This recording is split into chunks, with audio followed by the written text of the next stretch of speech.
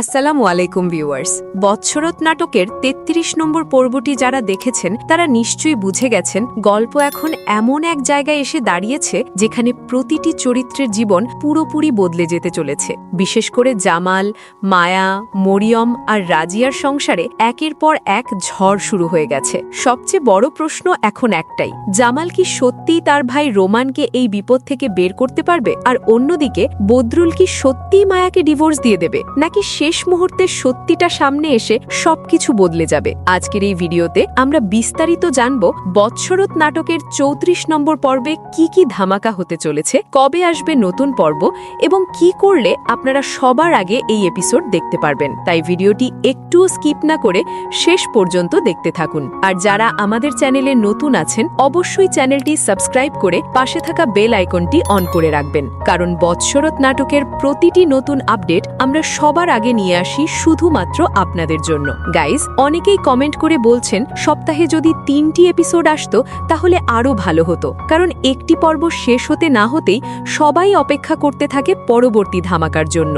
বিশেষ করে এখন গল্পের যে টানটান অবস্থা, সেখানে অপেক্ষা করাটাই যেন সবচেয়ে কঠিন হয়ে গেছে। ৩৪ নম্বর পর্বে আমরা প্রথমেই দেখতে পারি রাজিয়া হঠাৎ করেই বিয়ে করে নতুন স্বামীকে নিয়ে বাড়িতে চলে আসে, কিন্তু বাড়িতে ঢোকার সময় বড় বাধা হয়ে দাঁড়াবে মরিয়ম। মরিয়ম সরাসরি রাজিয়াকে বলে দেবে এই বাড়িতে তোমার স্বামীর কোনো জায়গা নেই। এই কথাতেই শুরু হবে বড় ঝামেলা। রাজিয়ার নতুন স্বামী মরিয়মের সাথে খারাপ ব্যবহার করবে, এমনকি হাত তুলতেও যাবে। ঠিক তখনই সেখানে উপস্থিত হবে জামাল। জামাল এই দৃশ্য দেখে একদমই চুপ থাকবে না। সে সরাসরি রাজিয়ার স্বামীর উপর রেগে যাবে এবং তাকে মারধর পর্যন্ত করতে পারে, কারণ জামালের কাছে মরিয়ম শুধু একজন মানুষ না, সে এমন একজন যে সব সময় তার পাশে থেকেছে। কিন্তু এখানেই শুরু হবে নতুন সমস্যা। জামালের সৎ মা অর্থাৎ রাজিয়ার মা এই ঘটনাকে মোটেও ভালোভাবে নেবে না। সে মনে করবে জামাল ইচ্ছে করে তার মেয়ের সংসার ভাঙতে চাইছে, ফলে এবার জামালের নিজের বাড়িতেই তার বিরুদ্ধে শত্রুতা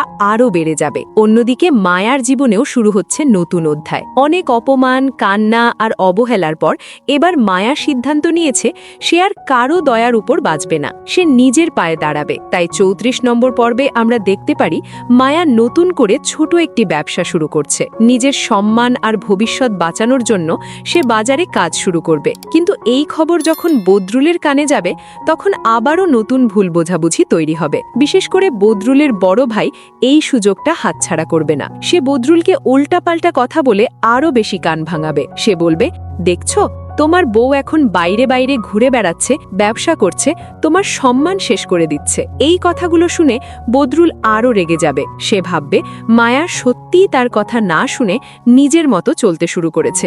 আর ঠিক এই কারণে বদরুল হয়তো শেষ পর্যন্ত ডিভোর্স দেওয়ার সিদ্ধান্তে পুরোপুরি অটল হয়ে যাবে। গাইজ, এখানেই কিন্তু সবচেয়ে বড় টুইস্ট। মায়া কি আবারও অন্যায়ের শিকার হবে, নাকি এবার সে নিজের সম্মানের জন্য শেষ পর্যন্ত লড়বে? অন্যদিকে জামালও ধীরে ধীরে বুঝতে শুরু করেছে সে যাদের আপন মনে করেছিল তারাই আসলে তার সবচেয়ে বড় শত্রু। তার সৎ মা, রাজিয়া আর রোমান সবাই শুধু নিজের স্বার্থ দেখছে। ৩৪ নম্বর পর্বে হয়তো আমরা দেখতে পাবো জামাল প্রথমবারের মতো নিজের জন্য কঠিন সিদ্ধান্ত নিতে যাচ্ছে। সে হয়তো ঠিক করবে আর নয়, এবার সত্যি কথা সবার সামনে আনতেই হবে। এদিকে রোমানের মামলা নিয়েও নতুন মোড় আসবে। জামাল চেষ্টা করলেও রোমানকে সহজে ছাড়ানো সম্ভব হবে না, কারণ চেয়ারম্যান আর রহিম মোল্লা নিজেদের স্বার্থে পুরো খেলাটা অন্য দিকে ঘুরিয়ে দিচ্ছে। সব মিলিয়ে বৎসরত নাটকের ৩৪ নম্বর পর্ব হতে চলেছে একেবারে সুপারহিট, ধামাকাদার এবং আবেগে ভরা একটি এপিসোড। এখন বলি ৩৪ নম্বর পর্ব